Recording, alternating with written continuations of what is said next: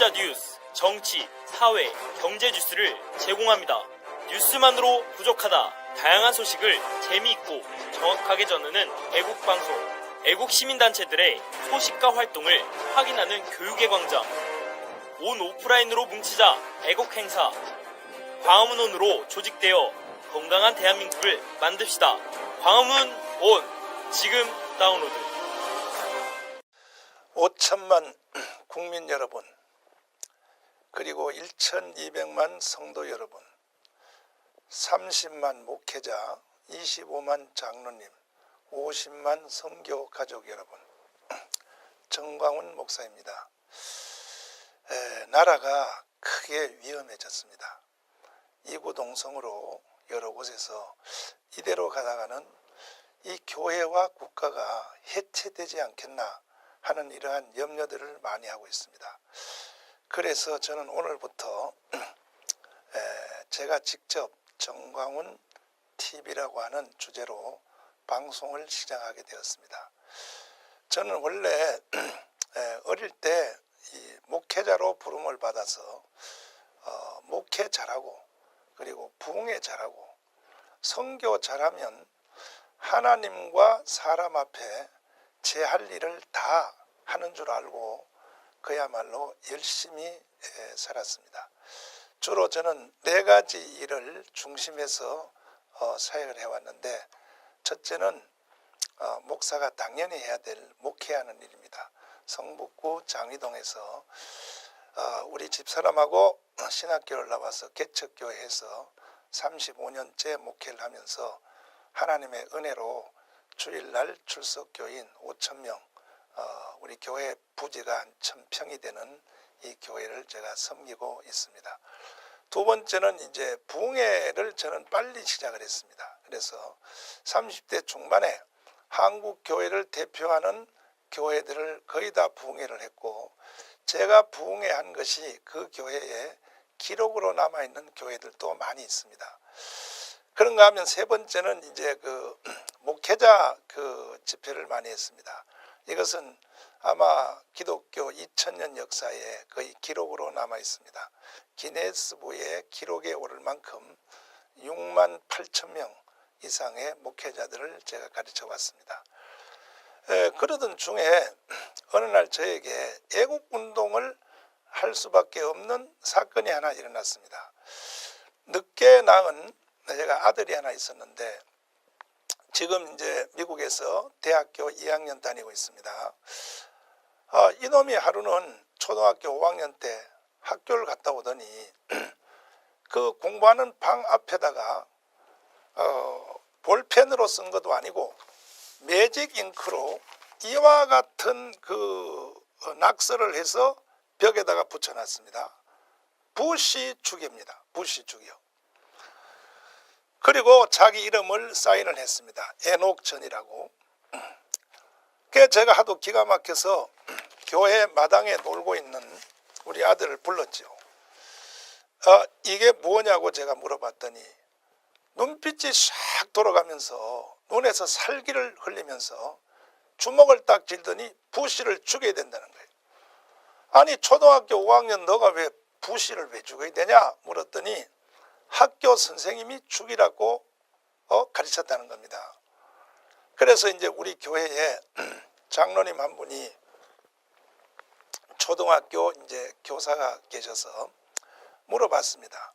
우리 아들 담임 선생님의 뒷조사를 좀 해주세요. 공부 가르쳐 달라고 학교에 보냈더니 어떻게 애가 집에 와서 부시를 죽인다고 저렇게 칼을 들고 그 다음 날은 조선일보에 부시 사진을 벽에다 붙여놓고 눈을 콱콱 찌르는 이런 일이 일어나느냐. 그랬더니 목사님 그거 조사할 필요가 없습니다. 혹시 목사님 정교조라고 들어봤습니까? 그래서 정교조 그 신문에 나는 젊은 교사들이 뭐 촌지 안 받기 운동하고 그 아주 좋으신 분들 아닙니까? 그랬더니 목사님의 아들 담임 선생님이 정교조라는 거예요. 그래서 이제 제가 정교조가 뭐 하는 단체인가 해서 교보문고에 가서 정교조에 관한 책들을 샀습니다. 그 정교조가 없는 맑은 세상, 이계성 교장 선생님이 쓰신 거, 이런 등등의 몇 가지 책을 사서 읽어보니까 제가 갑자기 현기증을 느꼈습니다. 어떻게 대한민국 공간에 이와 같은 단체가 있는가.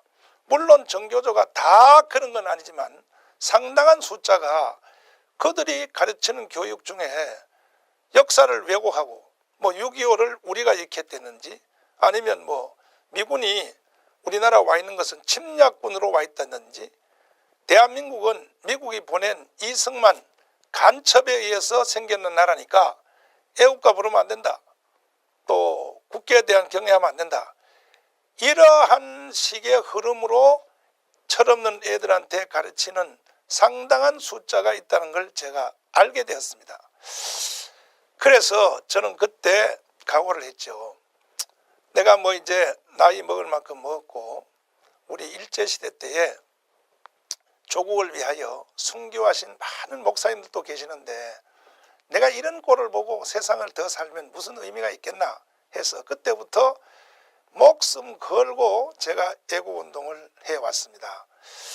강연도 하고 또 한국의 지도자들을 불러서 이제 세미나도 하고 그리고 또 아스팔트에서 연설도 하고 뿐 아니라 또 책도 만들고 이런 운동을 쭉 지금까지 이제 하면서 살아왔습니다.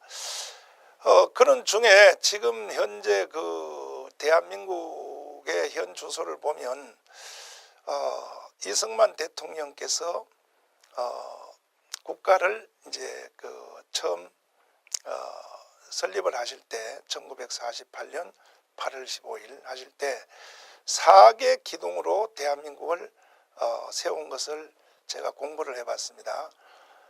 우리가 보통 국가의 최고의 권위를 헌법이라고 말하고 있지만 헌법 위에 새로운 권위가 하나 있다고 생각합니다. 그것은 어느 국가든지 국가를 세운 국가 설립 정신, 국가 설립 이념은 헌법 위에 있는 정신이라고 생각이 됩니다. 우리나라의 국가 설립 이념을 보면 네 가지죠. 첫째는 자유민주주의입니다. 두 번째는 자유시장경제, 세 번째는 한미동맹이죠. 그리고 이제 네 번째는 제가 몸담고 있는 기독교 입국론입니다. 이 네 가지가 이승만 박사가 대한민국을 세울 때 가지고 있었던 국가의 설립 기조였었습니다. 그런데 그때 이승만 대통령이 4개 기둥으로 대한민국을 세울 때 강렬하게 반대했던 그 단체가 있었습니다. 박헌영의 남로당이었습니다. 그 남로당이 그때에 이제 한 국민의 78%의 지지와 동의를 받고 있었던 절대 다수의 단체였었는데 어떻게 그 짧은 시간 동안에 이 박헌영이가 국민의 80% 가까이를 틀어지게 되었는가? 거짓말했죠. 우리나라가 1945년 8월 6일 날 히로시마에 원자탄이 이제 터졌고 3일 후에 나가사키에서 원자탄이 터졌습니다. 36년 없었던 나라가 해방이 됐죠. 그러나 정상적인 국가의 지도자들은 다 외국에서 해방을 맞이했습니다. 김구 선생님은 상해에서, 그리고 이승만 박사는 미국에서 워싱턴에서 해방을 맞이했죠. 그런데 그때에 이제 해방이 되자 우리 한국은 진공 상태에 빠져 있었습니다.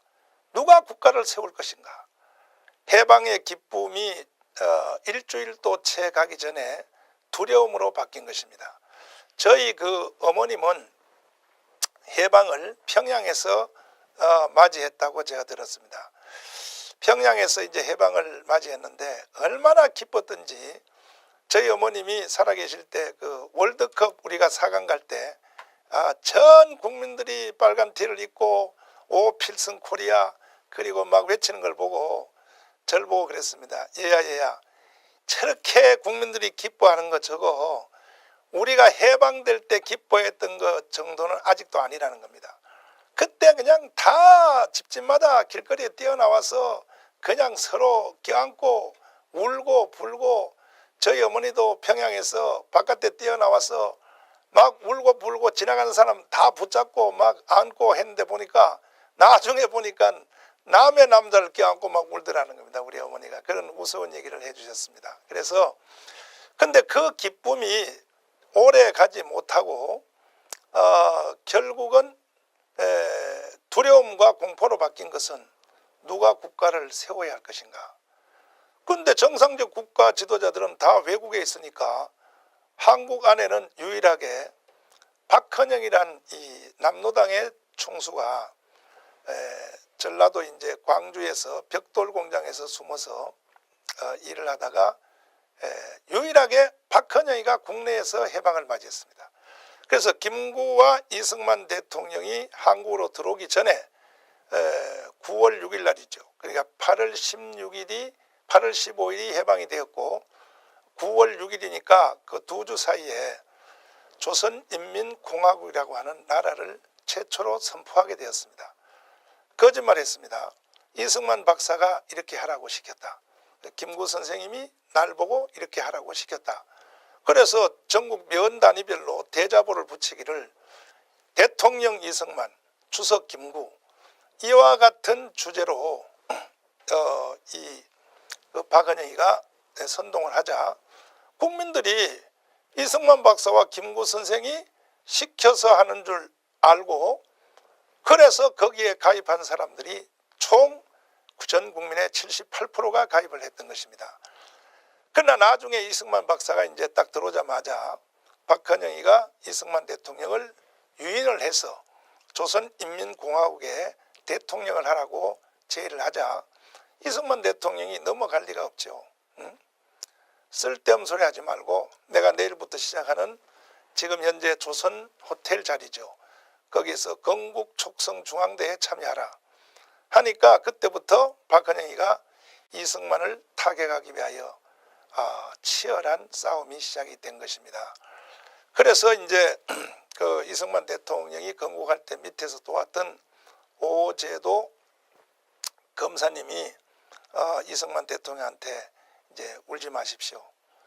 이 국가를 세우는데 저한테 한번 맡겨달라고 이제 부탁을 했더니 그러면 어떻게 나라를 세우겠는가? 해방이 됐다고 왔더니 국민들이 80%가 박헌영한테 빠져가지고 조선인민공화국에 가입을 했는데 이거 어떻게 나라를 세울 수 있냐? 그래 이제 오제도 검사님이 제안하기를 뱀을 잡을 때는 그 꼬리를 자르면 안 되고 처음부터 머리를 쳐야 됩니다. 그게 무슨 말인가 했더니 박헌영 저놈을 처단해야 됩니다. 그 박헌영을 어떻게 처단하나? 전 국민 80%가 박헌영한테 빠져서 국민들이 저렇게 오해하고 있는데 제가 한번 해보겠습니다 하고 오제도 검사가 박헌영을 미행하다가 정판사라고 요즘 말하면 조폐공사죠.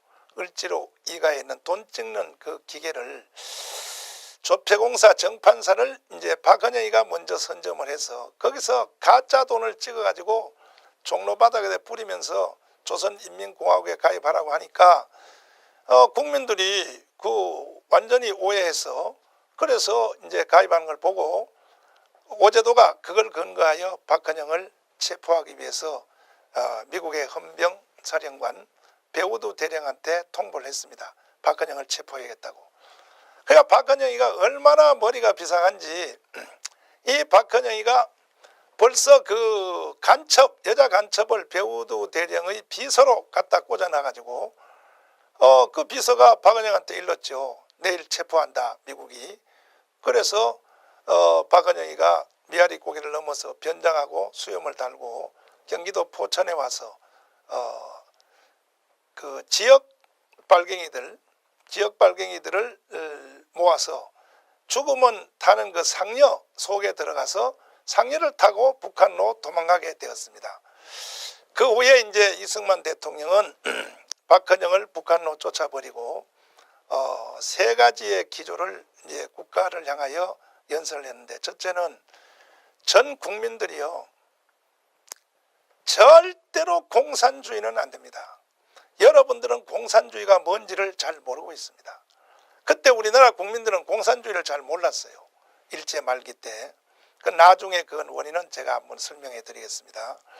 절대로 공산주의를 하면 안 됩니다. 나는 미국에서 이것만 공부하다 온 사람입니다. 둘째로, 그래도 공산주의가 좋아하는 사람은 한국에서는 하면 안 됩니다. 여러분들이 좋아하는 북한이 있으니까 북한으로 가세요. 그래서 이승만 대통령은 그때의 공산주의를 좋아하는 국민들을 개성까지 열차로 다 실어다 줬습니다. 그래서 그때에 간 사람들이 약 한 9만 명 가까이 북한을 넘어가게 되었고, 그중에 서울대학 교수들의 절반이 북한으로 이제 넘어가게 되었죠. 그 후에 세 번째는, 자, 전향하라 그러는데도 전향 안 하고 북한으로 보내준다 그랬는데도 안 가고 한국에서 계속 지하운동을 하고 공산주의 운동하는 사람에 대해서는 이승만 대통령이 단호하게 처단을 하게 되었습니다. 그래서 요즘 젊은 학생들이나 잘 모르는 젊은이들이 이승만을 살인마라고 하는데, 이승만을 살인마라고 하면 안 됩니다. 이승만은 처음부터 사람을 죽인 것이 아니고, 첫째는 전향하라고 이승만 대통령이 전 국민을 향하여 연설을 하고, 둘째는 전향하기 싫으면 북한으로 가라. 거기 가서 공산주의 하라. 그래도 북한으로 안 가고 숨어서 한국에서 계속 지하당 운동하는 사람들에 대해서는 이승만 대통령이 단호하게 다스리게 된 것입니다. 그때 이승만 대통령이 세운 4개 기조, 자유민주주의, 시장경제, 한미동맹, 기독교 입국론으로 우리는 70년을 살아왔는데 세계 경제 10위권의 대국이 되었던 것입니다. 이와 같은 이 대한민국에 사는 오늘날 국민들 중에 다시 옛날에 그 이승만 대통령을 타격했던 남로당의 찌꺼기들하고 북한에서 내려온 그 또 주체 사상의 찌꺼기가 붙어서 지금 현재 청와대를 점령하고 있습니다. 그들이 지금 국가를 해체해서 북한에다 갖다 바치려고 하는 시도를 하는 이러한 의심을 저희들은 버릴 수가 없습니다. 그래서 저는 이제 그동안 전국을 다니며 많은 강연과 세미나 포럼을 했고 또 설교도 했고 또 길거리에서 운동도 많이 했습니다. 그러나 시간이 없기 때문에 이제 오늘부터 제가 이 정광훈 TV라고 하는 이러한 새로운 방송을 통하여 대한민국을 여러분과 함께 바로 세워나갈 수 있도록 최선을 다해보자 합니다. 안녕하십니까, 전광훈 목사입니다. 오늘은 제가 어떻게 건국의 비밀에 눈을 뜨게 되었는가 하는 주제로 말씀을 드리겠습니다. 제가 태어난 곳이 그 경상북도 의성 낙동강 강변에서 태어났습니다. 어릴 때 하도 공부를 못하니까 우리 어머니가 69년도에 저를 서울로 유학을 보냈습니다. 서울에 공부하러 오게 된 그 집이 처음에는 이제 저희 이모님 집에 와서 공부를 하다가 하루는 우리 어머니가 서울에 올라오시더니 저를 보고 따라 나서라고 말씀하셨어요. 그래서 어디를 가나 하고 따라 나섰더니 요즘 그 동부 이천동이라고 하는 그 한국에서 거의 최초로 지어진 그 맨션 아파트, 거기로 이제 저를 데리고 갔는데 거기 문을 열고 들어가 보니까 우리 그 집안 어르신 중에 한 분이 일찍이 미국에서 그 유학을 해서 공부하신 그 전성천 박사님이라고 계셨습니다. 우리 집안 어르신인데 이 전성천 박사님은 이제 그 미국에 공부를 하러 가서 예일 대학에서 이제 박사를 하셨고 그 당시에 이제 프리스턴 대학에서 또 박사를 하셨습니다.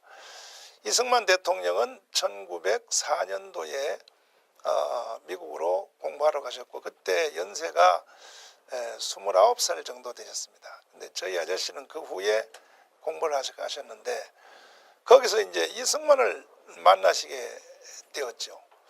그래서 이제 우리 이승만 박사님하고 같이 공부를 하다가 두 분 다 선교사들이 원래 미국으로 데려갈 때는 이 선교사와 그 목사를 만들기 위해서 데려갔습니다. 근데 이승만 박사님은 이제 목회자가 되어서 목사를 하려고 하다 보니까 너무 일이 적게 보여서 정치를 하는, 국가를 세우는, 이 독립운동하는 이 길로 나서게 되었고, 우리 아저씨는 결국 선교사들이 데려간 목적 그대로 목사 안수를 이제 받아서 한국에 오게 되었는데, 그게 공덕동 사거리에 있는 그 통합식 교회, 공덕동 제일교회에서 이제 목회를 하시는데, 하루는 이승만 박사님이 이제 찾아오셔가지고 저녁에 경호원을 데리고 와서 목사님 같은 그 프리스턴 대학의 박사님, 또 예일 대학의 그 박사님 같은 이런 실력 가진 인재가 교회 하나를 붙잡고 지금 이렇게 그 세월을 허비하면 되겠습니까? 외무부 장관이 영어를 제대로 못합니다. 그러므로 저를 좀 도와주세요 해서 그날 이제 우리 아저씨 전성전 박사님을 경무대, 요즘 말하면 청와대죠. 그 데리고 가서 거기서 요즘 말로 이제 문화공보부 장관, 그 당시는 뭐 공보실장이라고 했습니다. 그 문화공보부 장관을 이제 시켜가지고 하다가 이제 내무장관으로 갈아타려고 사표를 냈었는데, 그때 이제 6.25가 일어나서, 6.25가 아니라 그 4.19가 일어나서 결국은 이제 이승만 박사님은 하와이로 이제 가시게 되었고, 우리 아저씨는 그때 결국 정치에 앞장섰다고 해서 6개월 동안 감옥을 살았다고 제가 들었습니다. 그래서 이제 그 아저씨 집으로 이제 갔습니다. 갔더니 우리 어머님을 보고 우리 집안 그 어르신이 막 혼을 내시는 거예요. 예. 아니 재수 씨는 왜 혼자 교회를 안 다니고 말이지? 예? 우리 집안 전체가 다 교회 다니는데 말이야. 재수 씨 혼자 교회를 안 다니고. 그러니까 말이야, 이런 공부 못하는 아들이 나올 수밖에 더 있냐. 막 혼내키십니다. 그리고 우리 어머니가 이제 울면서 잘못했다고 그렇게 막 빌더라고요. 그러더니 이제 우리 아저씨가 그러면 이 아들을 여기다가 놔두고 가세요. 내가 키워줄 테니까. 그래서 제가 전성천 박사님 집에서 고등학교를 다니게 되었습니다. 근데 이제 그 아저씨가 그 당시에 프리스턴 대학과 예일 대학의 박사님이 그 친척 같지도 않은 그 칠촌 조카, 저하고 뭐 칠촌인가 뭐 그 정도 되는 것 같은데, 그런 조카를 매일같이 낮에 볼일 다 보고 들어오시면 저를 앉혀놓고 두 가지를 가르치는 거예요. 하나는 뭐냐, 영어를 가르치는 거예요. 영어를. 너는 앞으로 영어를 제대로 못하면 세상을 살 생각을 하지 말아라. 그 다음에 또 하나가 뭐냐면 이승만 박사님에 대해서 가르치기 시작했습니다. 너는 앞으로 건국 대통령 이승만 대통령을 모르면 너는 사람이라고 생각하면 안 된다 해서 이것을 하루에 1시간씩 저녁에 이제 그 볼일 보고 오시면 불러내래요. 강훈아 내려와라. 내려가면 저를 앉혀놓고 이제 다시 시작을 하는 겁니다. 그래서 3년 동안을 제가 그 전성천 박사님한테 이승만에 대해서 제가 강의를 듣게 되었습니다. 그러니까 일주일 중에서 월, 화, 수, 목, 금요일까지 하고 토요일, 주일은 이제 쉬고 이렇게 3년을 이제 공부를 하는데, 그 당시는 그 말씀이 귀에 잘 안 들어오더라고요. 제가 중학교 3학년 때인데 그 고등학교 1학년, 2학년. 그러니까 무슨 잔소리를 해도 제가 속으로는 딴 생각했어요. 저 왜 쓸데없는 것들 자꾸 가르치냐고. 그리고 어떨 때는 이제 시간 다 지나서 문 닫고 나오면서 막 어르신한테 내가 막 욕도 하고 그랬습니다. 아이씨 더럽게 말이야, 필요 없는 걸 가르치냐고 말이야. 그리고 또 내가 시골로 이제 우리 어머니한테 편지를 썼죠. 나 이 집에 못 있겠다고. 그 필요 없는 것만 맨날 가르치고 뭐 이승만인지 뭔지 그런 잔소리만 한다고 그랬더니 우리 어머니가 또 올라와서 잔소리를 하면서 집안에 이런 어른이 없어서 난리인데 너는 이놈아 박사님한테 공부를 하면서 이 쓸데없는 소리 하냐고 막 혼을 냈겠습니다. 그래서 제가 참고 3년 동안을 거의 매일같이 이승만에 대한 교육을 받게 되었는데 제가 전혀 이해를 못했습니다. 그 당시에. 왜? 마음을 닫고 있으니까 이게 뭔말인지 이승만의 건국인지 무슨 미국인지 무슨 말이 도대체 이해가 안 되더라고요. 그래서 이제 나중에 이제 고등학교 졸업하고 제가 이제 신학교를 가서 목회자가 됐는데 나이가 이제 30살이만 넘어서 어느 날 기도하는데 야, 왜 이 국가가 이렇게 자꾸 시끄러울까? 그리고 특별히 그 데모하던 대학생들이 하루는 체류탄을 피해서 개척교회하는 우리 교회 안으로 들어왔어요. 경찰들이 막 잡으러 들어오는 거야. 그래서 내가 이제 학생들을 기도실에다 감춰놨는데 경찰들이 와서 막 내 몸을 밀치고 여기 조금 전에 들어간 학생들이 어디 있냐고 해서 이 교회는 경찰들이 들어오면 안 됩니다 하니까 개척교회라서 그런지 무시하고 나를 몸을 제끼고 들어가서 애들을 수갑을 채워서 데리고 나가는 걸 보고 왜 얘들이 데모를 하고 왜 이렇게 나라가 혼란스러울까? 그때에 생각하기를 그 이승만 대통령이 이 나라를 세울 때 어떻게 세워서 국가가 이렇게 혼돈스러울까 해서 그때에 다시 제가 이승만 책을 사서 한번 보기 시작했습니다.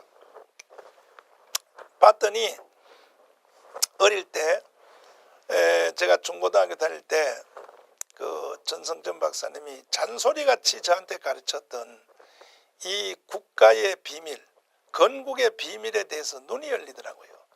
그게 너무 죄송하고 해서 하루는 우리 아저씨를 찾아갔습니다. 찾아가서 아저씨 죄송합니다. 그 아저씨가 물어요. 너 요즘 뭐 하냐? 그래서 제가 목사 됐습니다. 그랬더니 그래?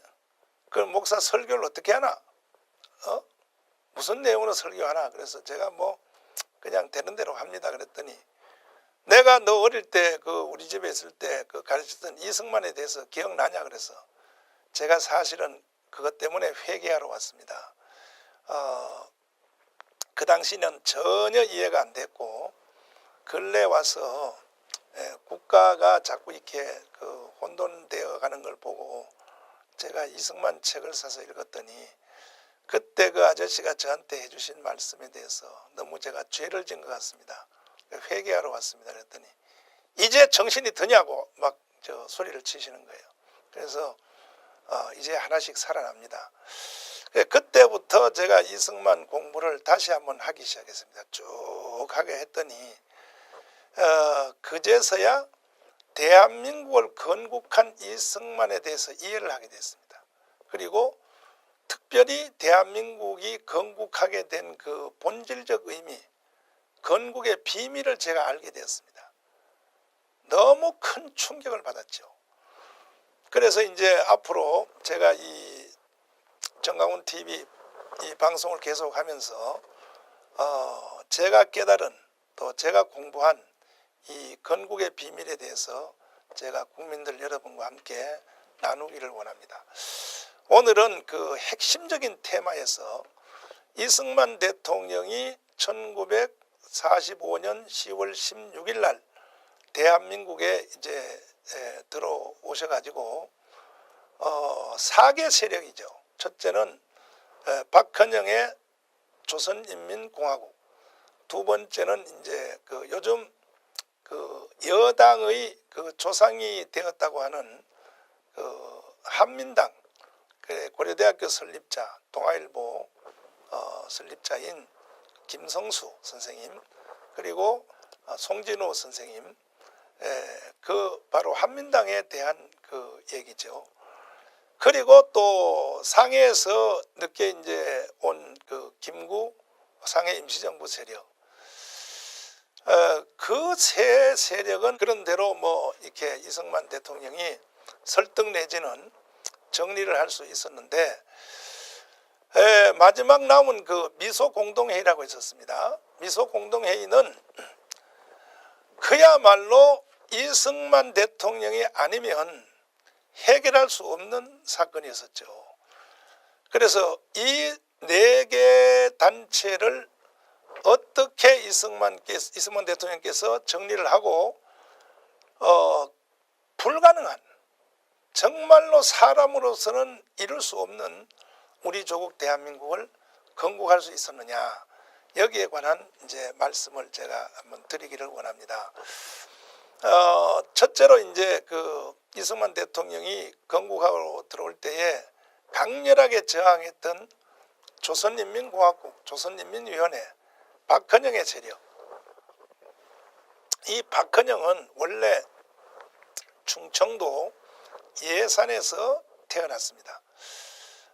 정상적인 태어난 것이 아니라 그때의 예산에 그 지주 유지급 되는 그 어르신 한 분이 마을 어귀에 있는 그 술집에 여자를 하룻밤 데리고 잔 것 같습니다. 그래서 거기서 이제 태어난 게 박헌영인데,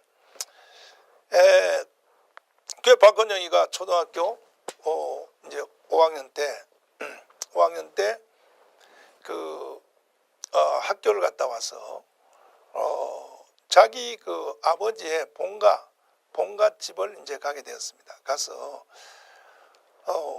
왜 낮에는 우리 아버지가 우리 집에서 노시다가 밤만 되면 이제 본가로 들어가신단 말이에요. 그러니까 엄마한테 물었죠. 왜 우리 아버지는 다른 아버지처럼 저녁에도 우리하고 같이 안 살고 저녁만 되면 이제 들어가시느냐 하니까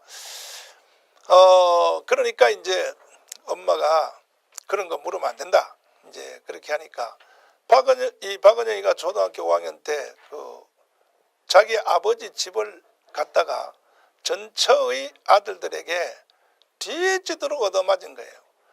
그 울고 오는 이제 박헌영한테 엄마가 너 왜 우냐 그러니까 형아들이 나를 때렸습니다. 그러니까 내가 거기 가지 말라 그랬지. 너 거기 왜 갔어? 그러면 오늘 형아한테 맞은 것을 보복하려면 공부를 열심히 해야 돼. 그래서 박헌영이가 그 자기를 때린 형아들을 보복하려고 공부를 열심히 해서 그 당시에 서울에 경기고등학교를 들어오게 된 거죠. 그래서 경기고등학교 이제 2학년 때 3.1 독립운동이 일어났는데 일본 헌병들에게 약 7,000명 이상이 쓰러진 걸 보고 박헌영의 목표가 바뀐 겁니다. 내가 공부해서 형아들을 보복할 일이 아니라 일본 저 헌병들을 죽이겠다. 그래가지고 그때부터 목표가 바뀌어져서 일본 헌병들을 내가 한번 죽이겠다 해서 언더우드 펜셀라 선교사들한테 이승만처럼 나도 공부 열심히 해서 애국운동할 수 있도록 해달라 하니까 그때 선교사들이 그 박헌영을 미국으로만 보내줬으면 대한민국의 역사가 달라졌을 것입니다. 근데 웬 이유인지 모르지만 선교사들이 너는 안 돼 하니까 박헌영이가 자기 혼자 공부하려고 동경을 갔다가 동경에서 다시 상해를 가서 상해에서 그 김구 선생님 뒷바라지도 하고 심부름도 하고 하는 중에 소련의 간첩인 김맘겸에게 포섭이 돼서 그래서 이제 그 3개월 동안 간첩 교육을 받고 정착금 300만 원을 가지고 1926년도에 국내에 조선 땅에 들어와서 조선 공산당을 창당하게 되었습니다. 그리고 공산운동을 하다가 일본 헌병에 잡혀서 감옥을 가게 되었고 들어갔다가 1차로 나온 뒤에 다시 이제 조선 공산당을 재건하려고 시도하다가 그 대원들은 2차로 감옥에 잡혀가고 박헌영은 변장을 하여 숨어서 광주 벽돌 공장에 가서 숨어 있었습니다. 그러다가 이제 45년도 우리가 해방이 되니까 박헌영이가 먼저 선수를 잡아서 이 대한민국 남조선을 자기가 가지려고 조선인민공화국을 창당하여 그래서 이승만 대통령이 왔을 때 강렬하게 저항해서 이승만을 다시 미국으로 쫓아버리고 이 대한민국을 자신이 세운 조선인민공화국을 만들려고 이승만 대통령하고 맞서다가 오제도에 의하여 북한으로 쫓겨가게 되었습니다.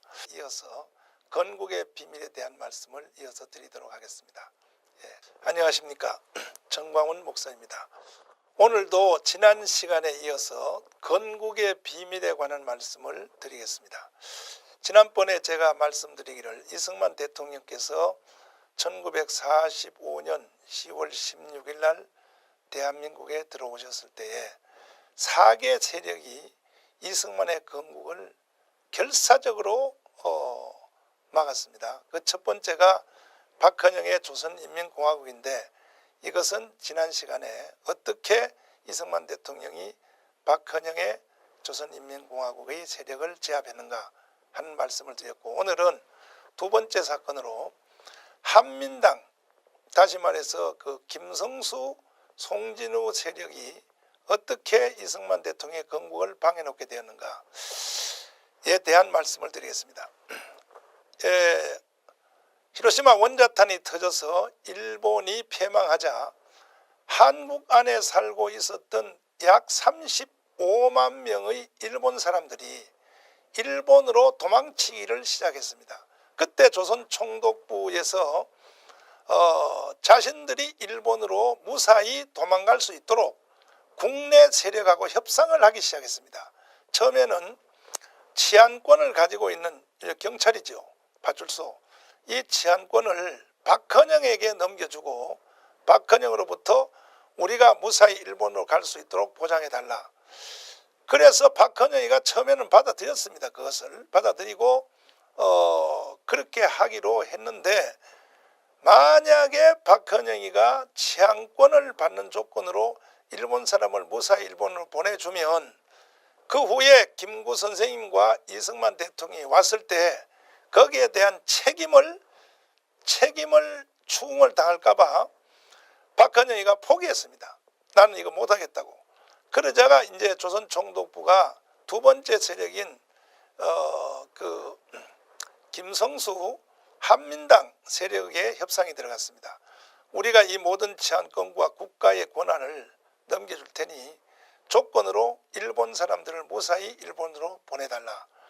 그래서 이제 그 한민당이 그것을 받게 되었죠.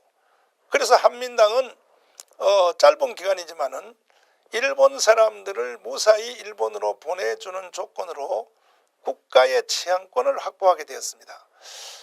그러면 한민당은 왜 그것을 수용하고 그런 일을 했는가?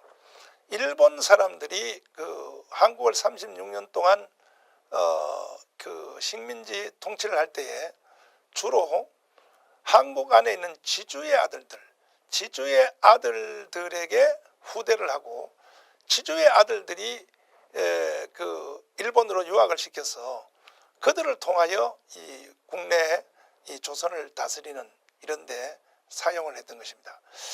거기에 선발된 사람이 이제 그 동아일보 그 김성수, 송진우 세력인데 주로 이분들이 호남 사람들이었었죠.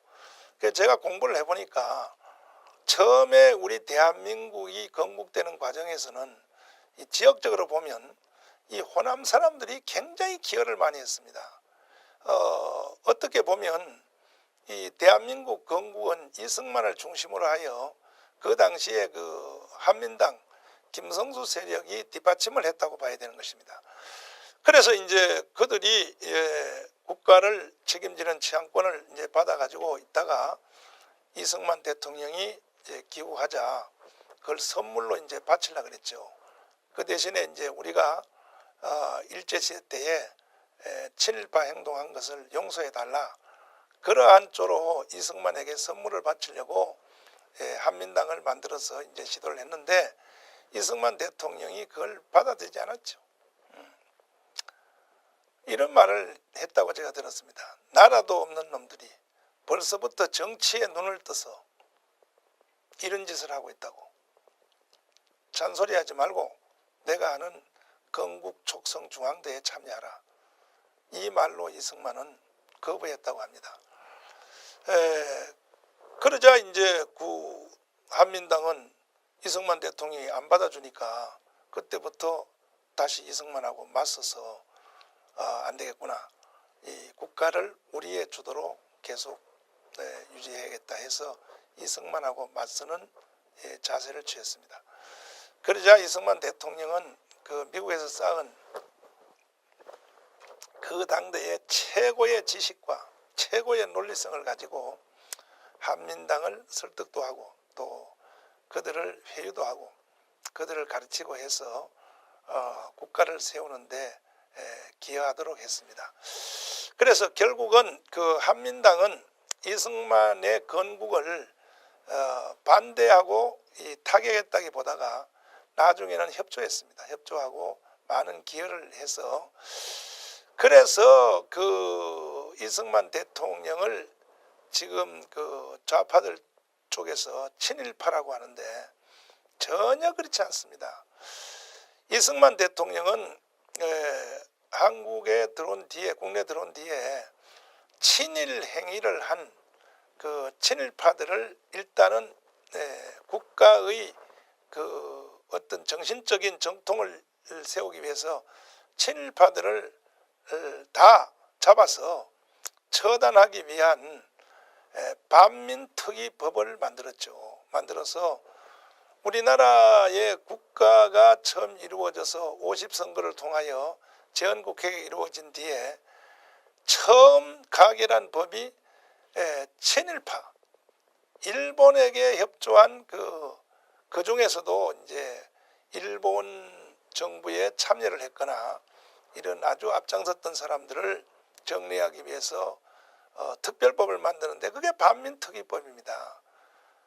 그런데 오늘날 그 이승만 대통령을 뭐 친일파들을 그냥 다 용서하고 다 그 친일파들을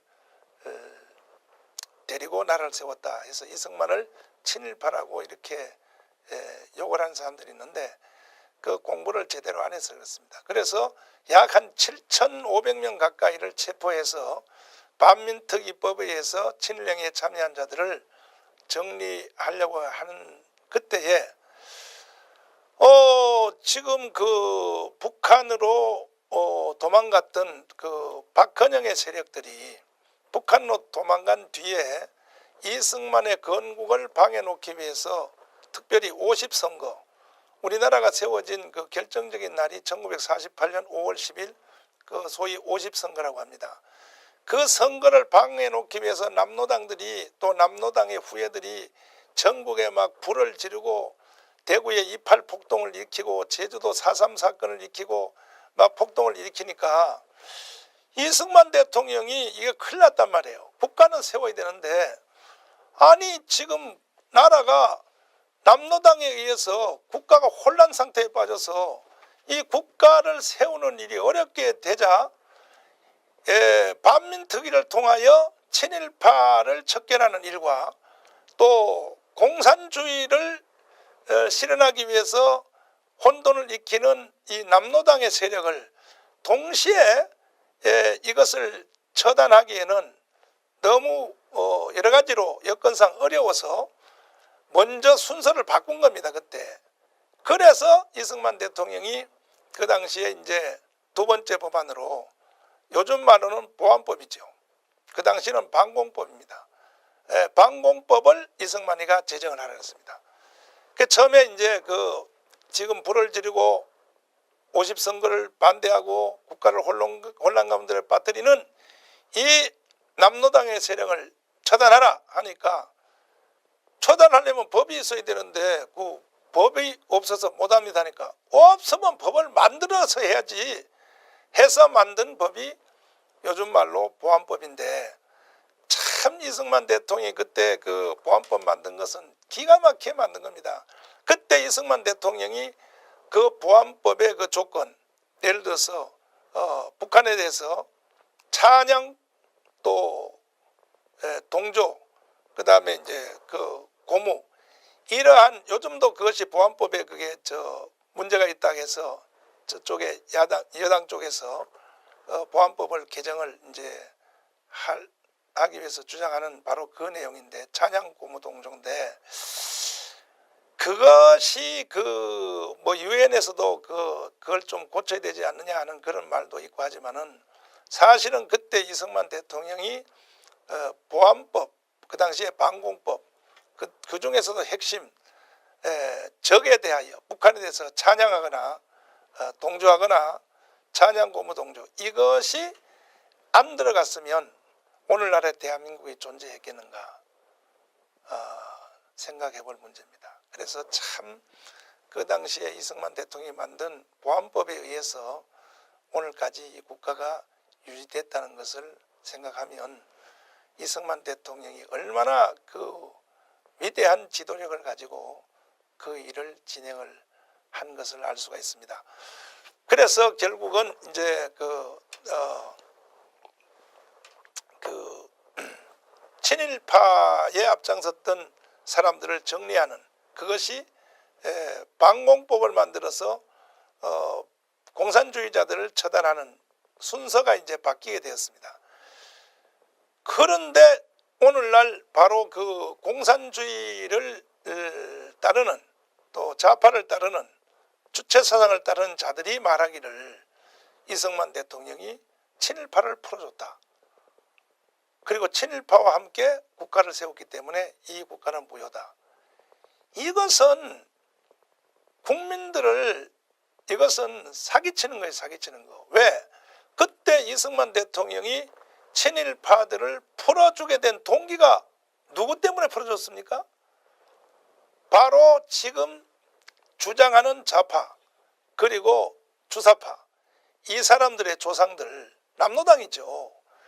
그분들을 때문에 사실은 친일파들이 풀려나게 된 겁니다.